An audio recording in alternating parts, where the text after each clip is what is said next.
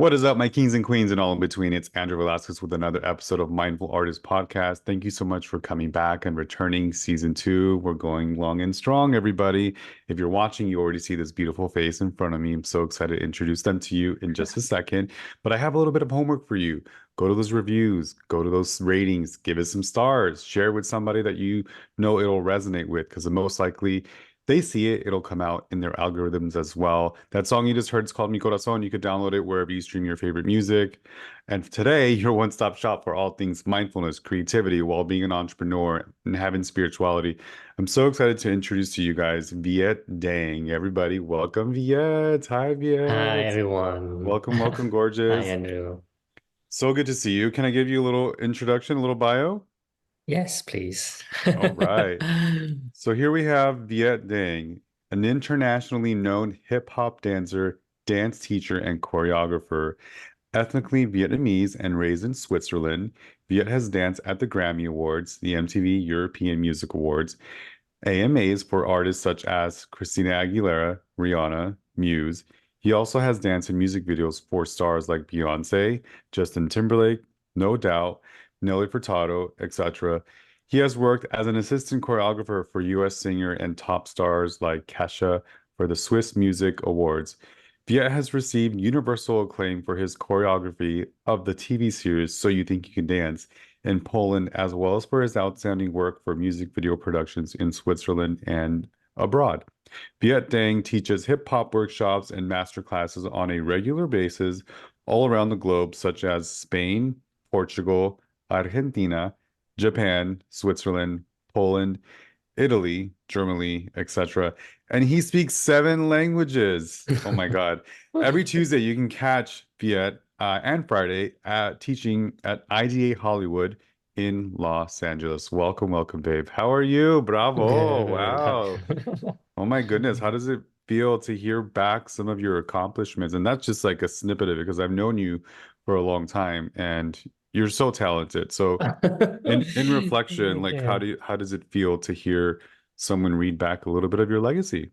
You know, you don't really feel a lot. I mean, I don't really feel a lot because when I do it, I'm so in the moment of doing it. And, I have such a mindset of like never be good enough, So I'm like, I hear this and I'm like, hmm. Well, that one hasn't paid me yet. This one has treated me like that. Um, I this love the one was honesty. this one Yes. was a bitch. This one was very nice, but the money wasn't right. So Uh-huh. I'm like, yeah. So hearing all this accomplishment, I'm like, I should be rich, right? Yeah, Um, especially when you hear names as big as Christina, Beyonce, like these are legends, uh, icons, that are touring the world. But I have had the opportunity to collaborate and work with you as well, and I'm grateful that we've crossed paths. And coincidentally, we were also neighbors in Echo Park, California, like yes. literally neighbors, you guys. Like, hello, can I borrow some milk? You want some butter? Um, and it was, I mean, that's just like how Los Angeles is, right? It's inevitable that you're going to cross paths with other artists of different genres. And we did a submission music video for Madonna's song Ghostwriter, which was awesome. And Viet came down this long pole with his gorgeous hair, like almost like a curtain, unveiling his beauty. And I did the Madonna impersonator lookalike, and it was an amazing experience. You After that, know, yeah, what was funny after that job? It like came hmm full circle. yeah, Um, the girl that assisted or was one of the dancers in that music video, yeah, in that video for submission, she yeah. ended up working as assistant choreographer for Avatar 2 and Oh, 3 that's with James right. Cameron. And she ended up hiring me, booking me Yeah, directly, working for James Cameron that's for Avatar 2 incredible. and 3. Yeah. That's what I'm talking about. So mindful artistry, my crowned community, this is what it is to be an artist and creative and network with others and always be like-minded and good at your job and your craft because you never know. He got referred to that Avatar 2. You just never know who's listening, who's going to think about you, and who's going to remember how you made them feel on that particular gig. So, and for me, same thing. Like I remembered how well, we worked together. So I'm like, I'm gonna have with Viet somehow in the future. And even more importantly, you were in the cover of my book. You were La Araña, which is chapter 6, like really close to mi corazón, like my literally my heart. All out there to just inspire and help others. So that's why I wanted you to be here on Mindful Artist Podcast, because I feel you represent all those different factors of this community. But let's go back in the past. Let's rewind a little bit. Flashback. Baby Viet, Switzerland. How was it growing up? Were you always creative? Were you always wanting to be a dancer? And were you spiritual in any way? So we need to wind back a little bit more because I was born, Vietnam War, Correct. and I Yes. was born in a refugee camp. So my parents Wow. flew from the war by boat, Yes. and they ended up in Malaysia in a on an island that the UN Yeah. just prepared for 100 refugees, but at the end of the time, like at the end of it, like 350,000 refugees lived there. I Yeah. was one amongst them. So yeah, so there was That's born, heavy. yeah, there was born that year, apparently, 30 kids were born and Yeah. 6 made it out alive there. I was very sick because there was not enough hygienes. Every adult got 1 can of rice per Mhm. week and 1 can of tuna every 2 weeks. That was the Oh, portion wow. that we got. And so I was very sick, and I lived there for 10 months, and then the Swiss government offered us asylum, the whole family. And then that's how I moved to Switzerland. Yes. Wow. Do you have So any memories of that? I only have memories of Switzerland. Okay. And the only, if you can talk about trauma, whatever, the only thing that I'm really bad at is hunger. When I get hungry, I cannot stand that feeling, and I get really hangry. Like, Yeah. like the Yeah. person you see now, it's like nothing compared to the person that is hungry. And I mean, I can relate, but probably not to your levels, because that you yeah, were literally eating to survive. Like that was, I just kind mean, of. they ate lizard. They Hmm. just ate whatever the island had to provide or did not have to provide. Yeah, So it was, yeah, it was. absolutely.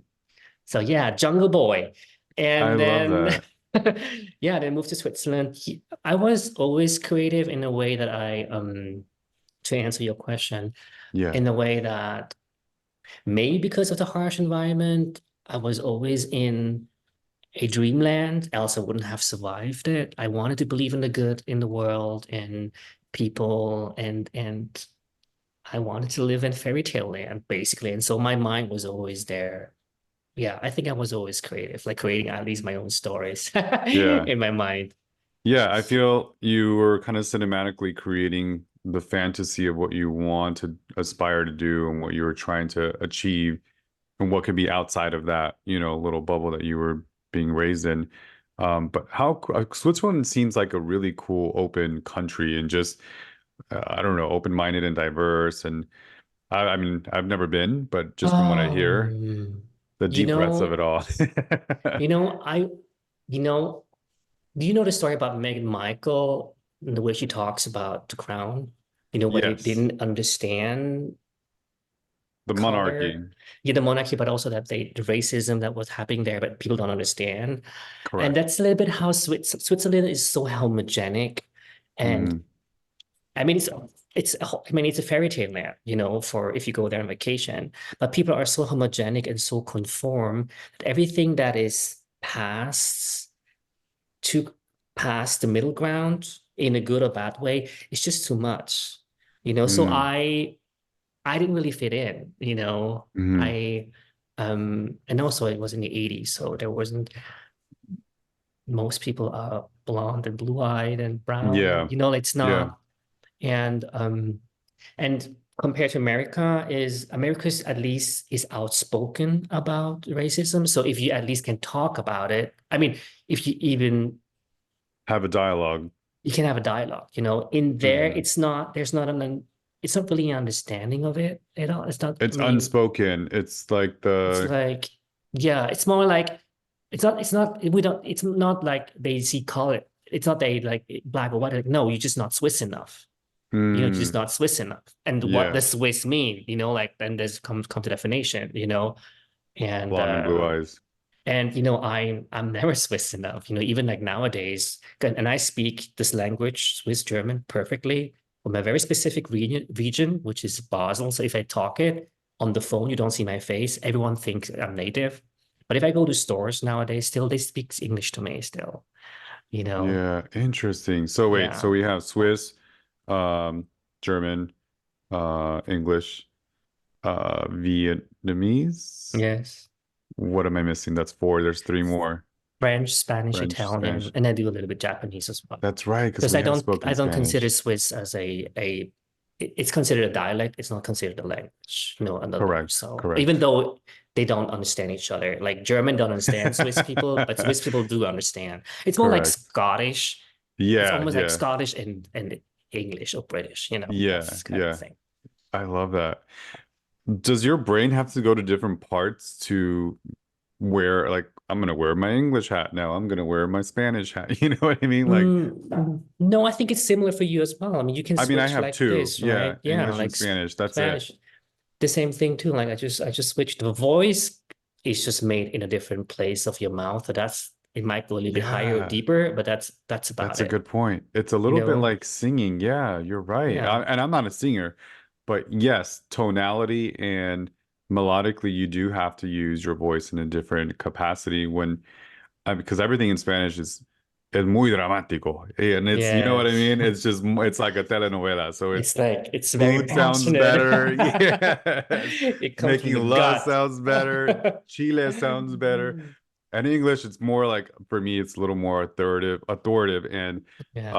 like storytelling, where Yes. there's like a up and down, you know? I mean, Spanish is, I think, for me, preferred language to like to express your emotion and to fight, Yes, and yes. English, like German is matter of fact, like you want to explain something or to Uh-huh. be very correct about it. And then Yeah, you English sound is really smart in German, I feel too, like intellectual. Yeah. yeah, I love that. I wish I could that's speak it. Italian. That one sounds so beautiful, and French too. Whenever because we have a mutual friend, Nelly Furtado, who I'm trying to get on here, but we're always trying to figure it out. And French always sounds so beautiful and romantic and like music, but I cannot get it. And it's Johnny can speak French a little bit. He says it's more like throat, where I guess Spanish is more like nasal. I don't know. I can't. Like you roll your R's in Spanish, and then in French you Mhm. use a lot of grotto, like versus the rolling of the R's. Give me a second. I So want to close this one door because the wind is yeah, blowing and go it, ahead, it turns go up ahead. and Yeah, yeah. So I'm obsessed with languages. I love accents. It's funny hearing the Spanish in this area because I'm currently in Orlando, Florida now, so it's more Caribbean based. So the Latinx generation here is like Cubano, Boricua, Venezuela, Colombia, you know what I mean?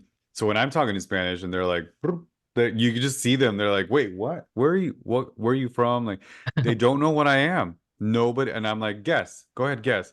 Uh, Middle Eastern, Algerian, Middle uh, Eastern. Italian. I'm like, nope, no. I'm like Latino. Well, what kind of in Argentina? Nope, nope. Nobody guesses Mexican because there aren't that many Mexicans in the Southeast. They're mostly and the ones that are here, I believe are more like Cancun, kind of like Tulum, like that kind of region, Caribbean versus the West Coast or Central Mexico is different. So it's just fascinating to hear. And then Johnny, he's my white girl, he's from Sacramento, so he talks like a Valley girl. So every word is like and oh my God. And so everyone Yes. already is like, where is he? He's from Los Angeles. They can tell he's from LA right away. But what do you get? What kind of guesses do people think When they hear me speaking what language? in general, I guess, in general? Uh, I mean, they just think I'm Asian, Yeah, but yeah, for the Vietnamese, I'm not Vietnamese enough. And they're like, yeah. yo, you're Japanese, Korean, but then for the Korean, I'm clearly North Korean and not, so I'm just Asian, I guess. But I grew up so multicultural, so it's kind of like I love that. everything, even my English accent. I went to like English accent class to like reduce my accent. So I I don't think you have an accent. I mean, subtle, slight, but it's yes, cute. but it was really hard to figure out what it is and where. Even for me, like, and it's just so subtle that I can barely hear it. But also the teacher had difficulty to say, okay, does it come from, is it a German English Vietnamese mix or what is it exactly? So It's yeah. very unique. It's very Viet and it's very you. And don't change it. We love it. Don't retrain that accent. It's part of your charm and character. All right. Well, thank you for sharing a little bit about your origins and how you grew up and just the struggles. And it makes sense to why you're such a survivor and a conqueror. And you're always having that like uh want to just I don't know, you're out there to conquer and you're on a quest. You know what I mean? I feel like you're on a mission and you're always out to be better and be bigger and level up. And I appreciate that because I see that in your craft, in your choreography, and even when you collaborated with me for my book, like what you evoked through that character for La Araña, I mean, I couldn't have not you. It was just like it was beautiful. So I love seeing you perform and evoke emotion and storytelling through your body. Like that's just a magnificent gift. Like when did that discovery happen? When were you like, oh, this feels right? Like how I'm moving, this fluidness is my language. When did that trigger? Well, I'm like a typical Asian kid, right? Like I grew up like very learning math at home all the time and being an A plus student. A was barely enough. A plus wasn't good enough. Yes. And so I didn't dance until I was 16. Like my sister Okay. went to a dance class. She paid there for half a year tuition, but then she had issue with her knee, so she couldn't go anymore. And so she said, okay, why don't you go? Like to me. Oh, yeah. And I was like, sure. So I went there and then like 2, 3 months in, um, the teacher was like, you're talented, you should go to a championship. And I was like, what, me championship? And I didn't tell my parents, so then I was dancing, right? I just right after school, I just went to this 1 hour Yeah. class and walked back home. Yeah. And I never went out as well. And so I was 16 and then the championship was on a Saturday. And then my parents like, where are you going on a Saturday? Hmm. And I'm like, well, there's this championship. I supposed to dance because I'm qualified for them. And she was like, going to the toilet. So they locked me in the toilet, right? And didn't want me to dance. And my sister was like, hey, listen, it's just a one lifetime chance, whatever. Just let him dance. Who cares? Like just Yeah. this once. Then my mom was like, okay, good. You didn't tell us that you were dancing. So there are some sanctions that comes with that. I let Yeah. you go for this championship because it seems to be something. But if you win and only the first prize, you will be allowed to continue dancing. If you don't, that's it. I was 16. I didn't Wow. care. I was like, yeah, sure. Yeah. Probably because she said it's my lifetime ever dancing again. Probably I put all I could in there. I know, but I won. I Of won, course and you from did. that day on, I start dancing and do more and start teaching and stuff like that. And for me, when I was on stage, I realized, this was the only place, like, you have to remember, I live in Switzerland, right? Everyone is brown, blue-eyed, whatever, and not like this. And stage was the only place where I was not judged for who I am, but celebrated. Yeah. So I I love it. felt like stage was the place where I could, or front of the camera was the place where I could like freely express myself and in some way got celebrated. Also, it came with a lot of critiques, but I was used to critiques only, because all my Yeah. peers were like, this is not conform, this is not, yeah. So I love that. I mean, the fact that you were still following this, it was supposed to just be like a hobby from the sister that you just inherited, and then you still kept going because it brought you like joy. And I love that the parents were like, all right, you can continue, but you have to be number one and you have to be the winner. Otherwise, you're not going to continue. Like that talks about taking risks and going back to your personality of just always conquering that like you're I don't you're know. a warrior. You're a No, I warrior. I don't want to be called. I want to read. I want to retire. I retired long time ago. But the thing is, like my parents, it was their goal was not for me to spur me on to win. She Yeah. was thinking, there's no way that I'm gonna win. Yeah. There's no Yeah. way the 16-year-old who just danced for 6 months is going to win. And that's it. To have me back into control and back to do the academic routes, which I also finished. But yeah, I don't consider myself as a warrior, and I don't consider myself as someone who's trying to you know, like grow and push Conquer. forward at all.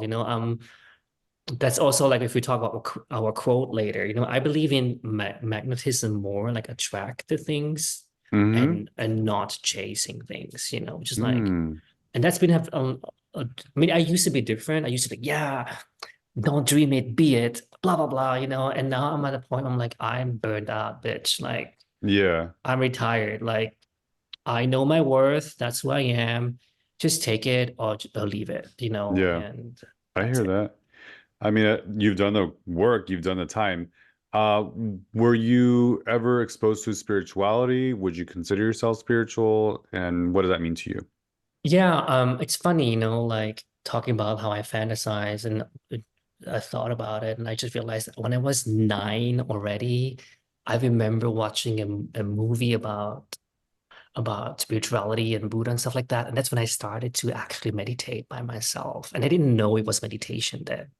How old were you? I 9. So, and Okay. ever since then, I did almost every day, and it has been ongoing ever since not until now to today. So, and later in life, I realized, oh, okay, that's called meditation. Ah, there was a specific technique that I even did. I didn't know about it, like, and so, yeah, I wouldn't brag about it. I would, yeah, but I am definitely That's so important that it happened at with, such a young age. Ages 1 through 10, as a child brain shape who you are, your essence as an adult.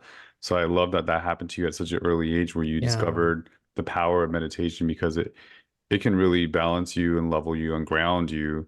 Or And maybe my household was that crazy that this is what my only escape that that I was your had. escape. Yeah. I love it. Yes. All right. Well, that leads me into this next section, a segment that's called How You Gonna Love Somebody Else If You Can't Love Your Damn Self First. So, because we're beauty people and we're in that, industry, do you have a self-care beauty regimen yet? And do you take selfishly time to service yourself before you invest in a project? Okay, let's start with self-care regimen. Hmm. My self-care regimen is I wake up pretty early and then I go to the gym. And then after that, I just meditate. And then if I can choose and I don't have to work, I rather don't start my day. Like I want to have my own time until noon. And then after that, I'm functional and I can meet people, talk people, be there for people. Because I think there's always an exchange of energies, and Absolutely. and and um to my detriment, I guess, I'm very sensitive, as a person. And I just it just pulls me very easily in different kind of direction. Or yeah, I Yeah, don't want yeah, to. you want to protect your energy. And that So makes it a lot of just, sense. yeah, and especially like in our industry, like once you're on set, it's just like Yeah. pulling you It's everywhere. So a lot of stimulation. yeah, so my luxury is being like my regimen is basically gym, meditation, and be as much as I can by myself. You know, I that love that. Yeah. that's my thing. Protect that Um, light, protect that essence. Yes. Very and cool. then your question, the other question is something selfish for me. Hmm. I think that's been one of my biggest issues, like I don't know how it is for you as a makeup artist, but us as artists, we often are people pleasers. We do things for, I mean, I dance for the applause. Yeah, I used to dance for Literally. applause Yeah. and so I tend to not not look out for myself. And learning to set boundaries, it has been a very um hard lesson for me, especially since the pandemic, a lot of things have happened. And I really, yeah, I'm really learning to set boundaries for myself, and being really like taking care of myself and ask Hmm. myself often, what do I want? Because I take care of people easily, it's just I grew up in a household with four siblings and two Hmm. parents, and usually there's multiple generation as well in there, like grandma, whatever there. So Sure. you learn how to like navigate everyone, but and you I never really learned to like listen to what I really want. So that Yeah. has been a challenge for me. Yeah, and this is So why I want to have these types of conversations, especially for caretakers and creatives like ourselves, because I can relate, person of a ethnic household as well, and almost was a parent to the parents, and a parent to my siblings at times, which, now I'm grateful for it and I can reflect, but did I have frustrations? Absolutely. And now I'm at a point where everything's a little bit more true perspective. I lost my mother. I've lost two pets that were really, really close to me. And I I'm think healthy sorry. boundaries, thank you. Healthy boundaries are necessary. Healthy boundaries are something that you should practice. It's never too late to do that. Whatever that means for your selfish time, take care of Viet, take care of I look at it as baby Viet, 10-year-old Viet. What are you gonna do for him? How are you gonna make him proud? Do you just want to hold him? You know what I mean? Is he feeling hangry right now? Then go get him some ice cream really quick. You know what I mean? But take care of that innocence because it's important. And for times as we're in our adult stage and we're trying to balance our obligations, remembering that innocence, it just, I don't know, for me, it brings it back in full circle and it makes it more special to be that human, just give gratitude for what you do have. But thank you for sharing that, and I'm happy that we can have this conversation to maybe give you some insight. So, what about beauty skincare regimen? Do you take care of? 'Cause this hair, I've worked on this gorgeous hair, and I know you eat well and you take care of what you feed yourself inside. But what is your beauty skincare regimen? Because you still look like you're 20 years old. What are your secrets? Well, I'm Asian. Well, I think, Good answer. What you Asian don't know, raisin, right? And brown don't yeah. frown. Yeah. Yes. Um, you know, yeah, I think I will be such a bad person to selling products because I don't do anything. The only thing I do right now is I wash my hair, my face Hmm. with whatever, and then I just put like water. Usually, like if I can choose non-scented stuff, and then I put Okay, CeraVe on my face as cream, and that's it. great.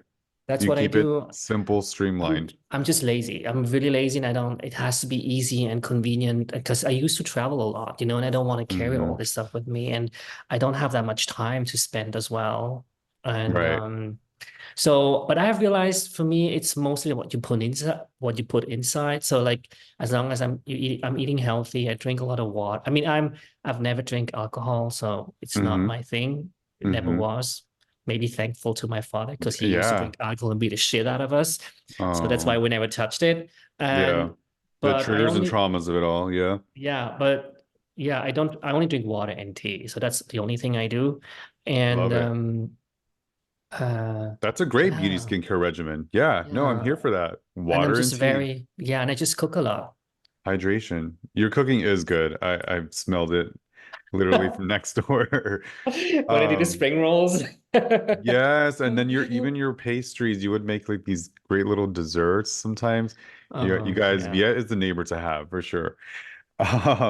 Thank you for sharing that. I love that. So this leads me into our next segment, which is called Love is Art, Art is Love.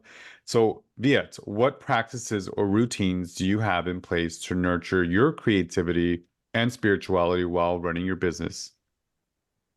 So for me, it's a very good question because I used to be my biggest love, and because I moved to LA and it was all about the love, my love had to make money. I start losing passion for it. I start losing because it started being just like a means to an end, like to book the next job, to pay my rent, to put food on the table, to like, and uh, and and it's just a roller coaster. This industry that I start losing the passion for it.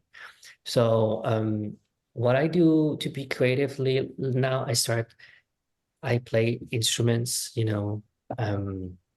I start sewing, I start doing like little crafts and stuff, but I Yeah. don't, but and what I do is I do it just for myself. I'm trying not to show it off. Don't try to put it on Etsy. Don't try to sell, like do not like No. Yeah. just do it for myself, just for my Mm-hmm. creative expression. And Mm-hmm. if things ha supposed to happen, they will happen, And it was the same thing with you, like when I did this Madonna submission with you, Mm-hmm. I didn't thought about trying to like get network people and blah blah blah. It was just like I did it for a friend, and I kind of like because I was pole dancing then, like just try training and this choreographer was like, yeah, I want you to do like this pole dancing thing with your look and that's all I did. So, and it was a fun moment. And then through Mm-hmm. this, I got this job. I mean, work with you, and then got this job doing this picture with you, and then also did Avatar, which I never had to audition for, talking about fighting, like talking about like attracting things and not pursuing fighting anymore. Yeah. I mean, that job just came to me without audition. My agent was like, hey, they're looking for someone who can dance and move, but looks like an avatar in real life, Yeah, check can off all those boxes. yeah, and who can teach some like Kate Winslet and Sigourney Weaver how to move like avatars. And I was like, yeah, sure. Like, what do you have to do for that? And they were like, well, just go to that studio, and once the director sees you and it vibes, you get it. They sent you back home, whatever. So I went there to that studio, Yeah. and then I walked into this room. I didn't know what it was for, right? Mm-hmm. And then this guy with the white hair comes up to me, which is James Cameron. Uh-huh. I know exactly I what you're talking about. I had no clue because I didn't expect it. And so he looked at me and he was like, so you have yet? I'm like, yeah. But can you dance? I'm like, sure. And he was like, okay, go and change. And that's That it, was it. you know? I just got chills. That's And then I'm like, okay, James good. freaking Cameron. Like that's legendary. You know what I mean? Yeah. Like decades of just cinematic experiences that have changed the world, and you were part of that. That's so cool. That's amazing. Congratulations. I'm so happy Oh, for you. That's so cool. I thank love that. you. Okay, very cool. So let's share some tips or advice for aspiring entrepreneurs looking to incorporate more creativity and spirituality into their work. Oh, that's such a big subject for me. I think, I mean, I cannot do different I'm just a discerning person. I just try to think like always in bigger pictures and in generally about things that I do. And as I said before, um, I always go from a place of trying to be authentic first before I go outside. I don't try to seek things or just do things just to make it happen. With the neighbors, you know me. I'm not a typical Yeah. networker. You don't see me out and about and stuff like that. I really believe in the law like magnetism. You just attract the Mm-hmm. things. Mm-hmm. Don't look for it. And uh what was the question again? Sorry, I forgot my That's okay. Just to share any tips or advice for aspiring entrepreneurs looking to incorporate more creativity, maybe spirituality into their work too. yeah, I mean, if I start to do a thing, I just think of like what is my inspiration. I think like or my intuition. I think instinct Okay. and intuition are two different things. Yes. Instinct is like lower, like not lower, just like like hunger and sleep and sex and the intuition is it comes from above. And I try to go with my Mm-hmm. intuition, and I often think about other people as well. Like what does what I do affect other people? I have a lot of like people often ask me, hey, why don't you like make a hoodie thing and then you can sell it at conventions and stuff like that, and then my thought is like, first of all, the hoodies that I have seen so far, just like to print my name on it, they aren't how Mm-hmm. are they made? Who are the people who made it? Like kids' hands again, and it's not stylish enough, That's valid. Yeah. So for example, what I have started to do is I start like sewing my own pants. Like for example, I can show you right now.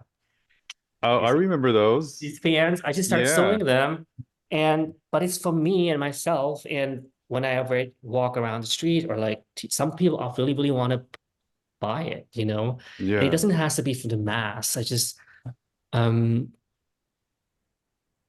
I don't know. I don't really have an answer to that question because I'm trying to seek it, find it for myself as well. Because I think in this world, we need to be more conscious of ourselves, Hmm. what we do, and also of other people, you know, and not always just only chase the money. Yeah. Well, you said it beautifully earlier too, that it's again protecting that innocence, and you were still feeding your creativity and those juices by doing something selfishly for you. So you're with your hands creating and crafting something for yourself that you're proud of for you, not sharing it with the world, just for you. Um, and then back to just like being selfish and taking care of your energy in general, I think is why you're so balanced and why you're able to navigate this world and just be authentic and yourself and not have to put on, this mask or whatever. It's always genuine, and I appreciate that. So thank you for sharing that. But so you've done so much. Your portfolio is amazing. You've worked with like, stars, and it's endless, like your credits and the royalties that you have. But so at this point, how do you measure success in both your creative and entrepreneurial pursuits? And do they overlap in any way? Um, well, unfortunately, they overlap because I live off my art, or so far I have. So in a way, success is also measured by the money that I make, you know. But I mean that's one part. That's the entrepreneur part, I guess. The other part Sure. for me is like, does it really make me happy? You know, there's like, I mean, Mm, I have a huge resume. I mean, as you mentioned, and you know, like 90% of those people, it was horrible experience. You know, like 10% is so I'm striving for the 10%, you know. Like, I mean, oh, I've worked with so many like choreographers here in LA, and there's only two or three choreographers that I could think of that are have been treated me well and humane, you know, like yeah. And that's what I'm striving for, and that's success for me, like these building a community of uh of people, of caring people, you know. I think mm, one thing that has been on my mind a lot lately is that I don't know, maybe you see it too because you moved away from LA, but the showbiz industry attracts a very certain kind of person, like let's call them people with narcissistic traits, you know, and I feel like LA attracts those people, but specifically the industry. And I've been navigating that, you know, like this um I'm trying to find the people that are not, don't yeah, have those traits. And yeah, there's not a lot of them. But I yeah, try, success for me is finding those people, working with those people, and um making art with those people. Because I'm in here for the long run, not for the short. You know, I mean, I've been here yeah, for yeah, I mean, I've been dancing for 40, 20. Shit. I've been dancing for almost 30 years, you yeah, know? yeah. It's Oh, amazing. and I don't plan to stop in any way, but I also know that I don't, there's a lot of jobs that I don't do anymore. I don't want to do anymore. Yes, absolutely. Setting those healthy boundaries, knowing your self-worth, and I can definitely understand your observations with that particular market.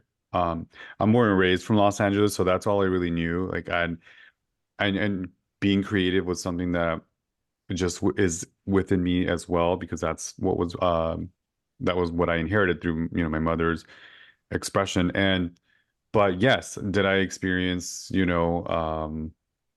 people that are not authentic and real all the time? Yeah, a lot of the time. So that 10% that you speak about, those pearls, like hold on to that. And I can tell that when you travel and when you tour and you have your, conventions and your master classes that you're iconically known for, that you attract that as well. I can tell that your following is also that 10%. Does that make sense? So because you're practicing what your authentic self is and what you're going to attract, what you described earlier as far as like receiving, it's like a give and take. It's like, you know what I'm saying? It's fluidness. So which is part of dancing and part of your art. So I think it's beautiful that you can still portray that um so genuinely and still fight for those 10%. So don't stop that. Keep that going. And I know it's going to follow you wherever you go. And you're a legend, period. Like in our industry, you are like as modest as you are and humble, which we appreciate. That's why you are a legend. So, and I'm so grateful that we've crossed paths in so many ways, and we're still continuing to do that for each other. And I promise you, this is an artist renaissance. I feel it. If you continue to protect that 10% with others around you, it'll shift the energies that you are supposed to attract, you know? And good things will come. You just gotta believe that. But may I ask, how is it for you to experience now that you moved away from LA? How is it for you to make like friendships or like in biz like do you is there a difference for you? And if so, what is the difference for you? Talking about like Yeah. what we talked about, like the narcissistic or like the superficial Hmm. part about. Yeah. No, that's 100% valid.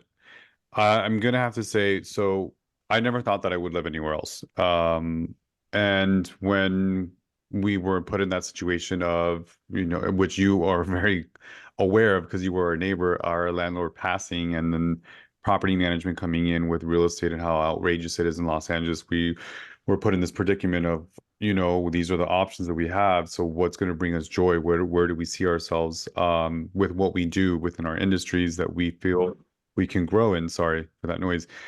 And we found ourselves always coming back to Orlando, Florida, and this is a big melting pot. This is a big, diverse, um, just multi-generational, international destination for so many different people. And I love that. Did I have reservations first coming in? Absolutely. Was I concerned about, it being politically like a red state and all the things, and I'm gay, I'm a man of color, and I'm married to a man, you know what I mean? But I trusted the process. I was kind to myself. I gave myself grace. And as I came and pursued projects that I had been wanting to fruition, which I had no time in LA to do, like the book, the palette, all the stuff, the universe showed me. The universe showed me that, you know what? You're the light you have, that love that you and your husband carry. You can create community home wherever you go. It doesn't matter where you live. As long as you guys have together and you have those same values together and you talk to each other about it, then that's naturally going to attract the good. And it did. Now I'm seeing these beautiful lights within the fitness industry for Johnny, within the beauty industry for myself. And you know what it is though? I'm continuing to be of service. So that's always my mission statement. Be of service to others, humanity. How can I help you? Therefore, it's unselfish and it naturally comes back and it helps me without even me being trying. Does that make sense? Yes. So that's the number one thing is that wherever I go, I want to leave a positive impact. I want you to not remember the makeup or the material things of it. I want you to remember how you felt. Like, how did I make you feel when I spoke to you? Does that make sense? Or Yeah, when you totally. looked in that mirror. So that's my mission now. Um, and it's aligned with Johnny's, and I feel it's domino affecting around, and it's really beautiful. So I encourage you to continue to chase that 10%. So that will counteract and also, bring you the love and light that you're in search for. But thank you for being so vulnerable and open about that. I love that so much. What are some highlights? What are some moments of like, dang, I did that. The 10%. Can we talk about that you were just so proud of Um, that just kind of stood out and you want to look back and it's on your, when you pass it's on your what's it called? The stone. It's on your stone. well, the What is it gonna 10%, I say? mean, for me, one of the things is like, what I'm proud of is, coming from where I came from, where it is like following my heart and just pack my bags and move to LA, because at the end of the day, Yeah, I was born that's a in a jungle, and basically, literally, and figuratively. Mm-hmm. And then I grew up in Switzerland, where everything is like secure and Certain way. a Yeah. certain way, and I just like uh I mean, I just moved out here with no backup plan, and I knew I have no family to support. And I mean, in LA, you can get a lot of numbers if you want to have sex, but if you're trying to if you need some help, you cannot call anyone, right? And so, Right. yeah, I think that's one, like, I will never have, when I'm old, one of my biggest fear was like to ask myself, what if? And that's something I don't have to ask anymore, you know? Yeah. I just got chills. That was beautifully said.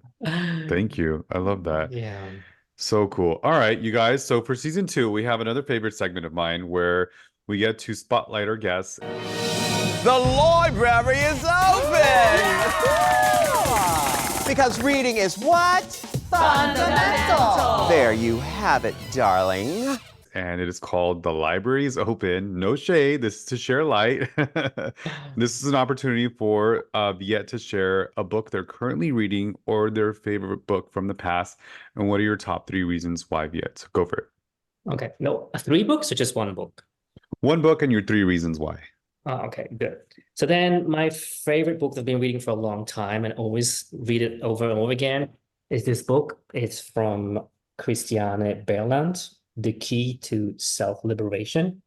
And this book is more like an encyclopedia of psychosomatics. So if you haven't, because I said the answer, I'm taking care of my body. So whenever I have an issue, like elbow issue, whatever issue, it's similar to like Louise Hay. She made it popular, where you like read, okay, I have issue with my elbows, and then Yeah. do like, what is the reason? It's And like holistic stuff. yeah, what kind of meditate, what are my thoughts about it? And this is it's just more detailed. It's like a huge and a thick book. So this is one of my Can go-to you hold it up books. again, please?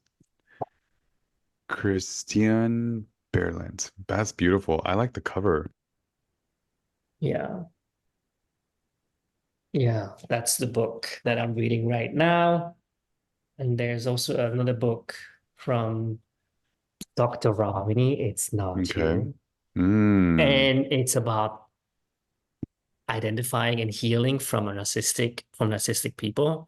And for me, it's not specifically like a person. It's just like more me trying to navigate this industry and trying to stay healthy in a way, because I mean the typical traits of narcissistic people is love bombing, devaluation, and discard.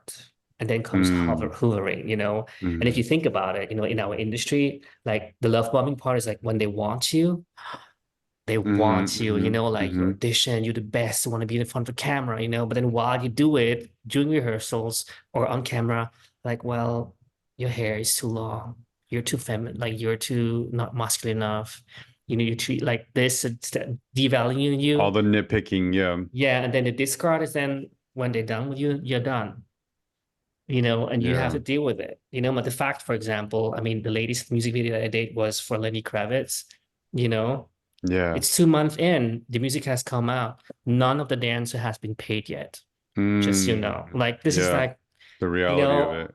But then once they want you again, they start hovering. So for this kind of thing, I try to navigate it. Like that's a good book for me as well right now. I love that. Thank you for sharing that. So the key to self-liberation, and the second one was It's Not You. I'll put that in the description. Thank you so much. All right, very cool.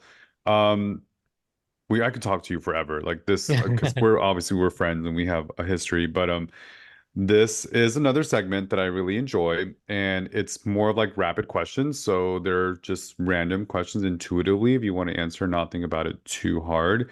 It's called Wrapping Up Mindful Artists Rapid Cues. Question number 1 for you, Viet. Who is your hero and why?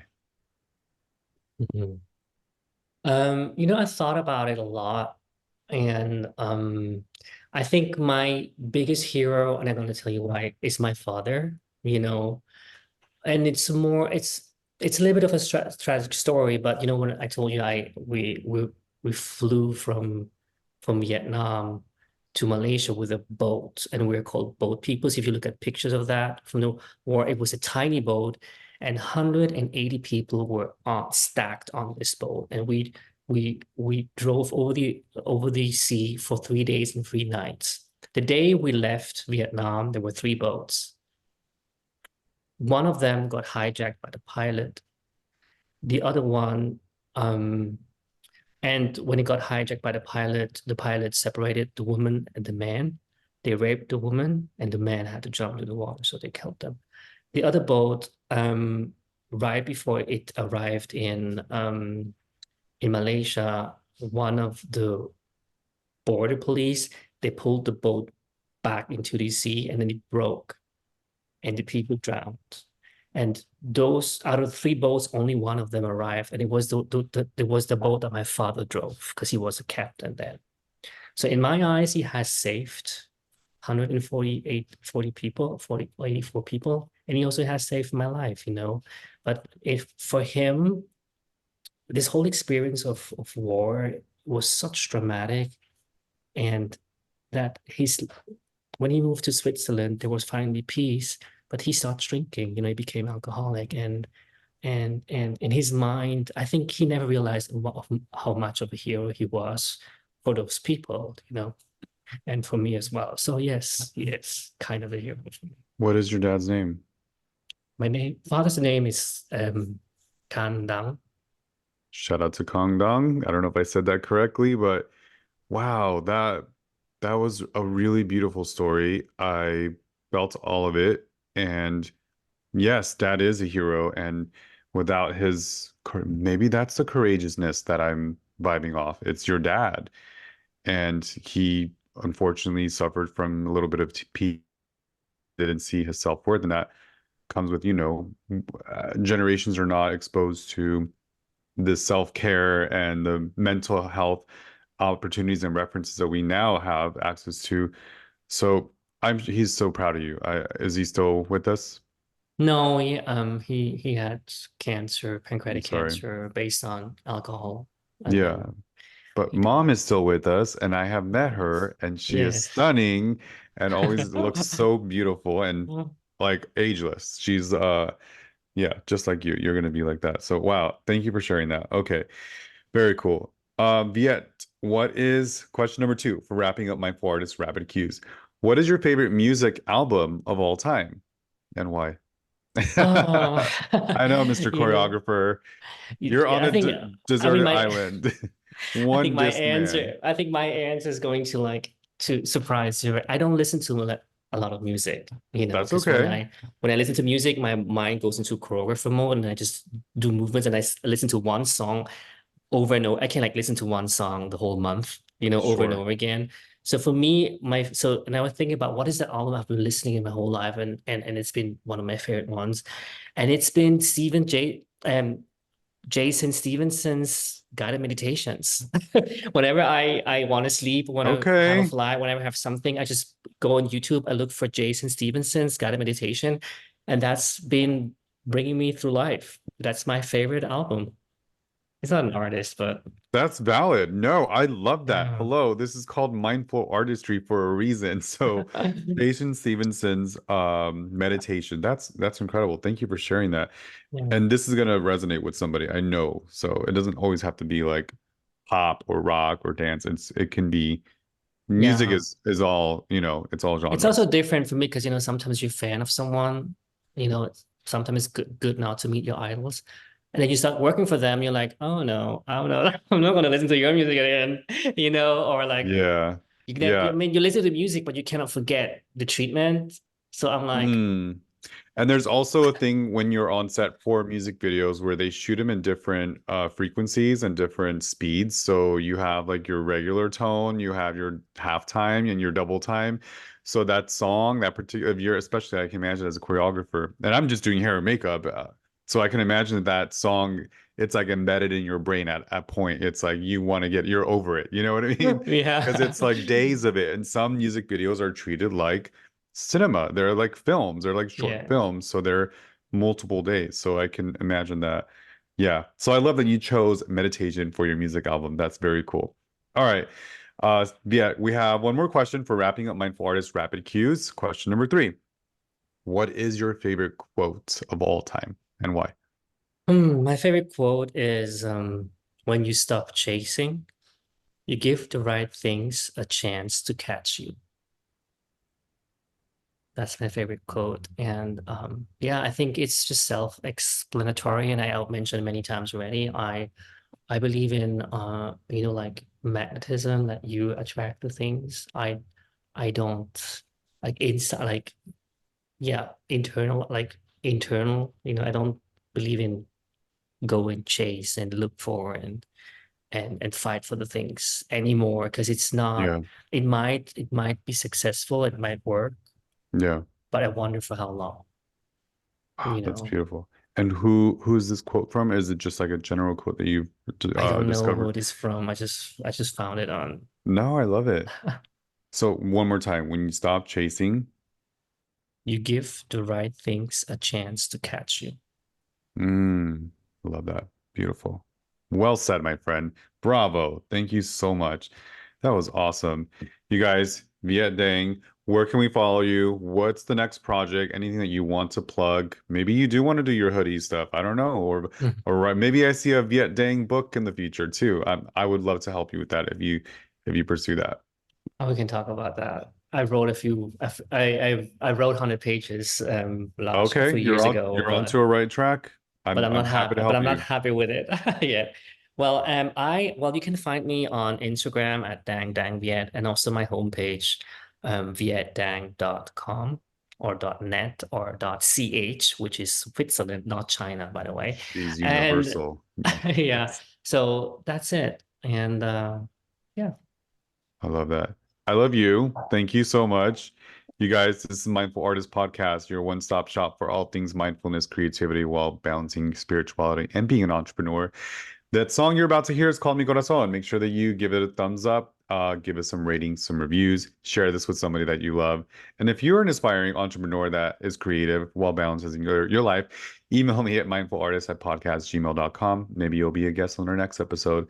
Till the next time, you guys, thank you so much. Make an impact in somebody's lives. Much love and light to you all. Bye, Viet. Love you. Bye, everybody. Bye now.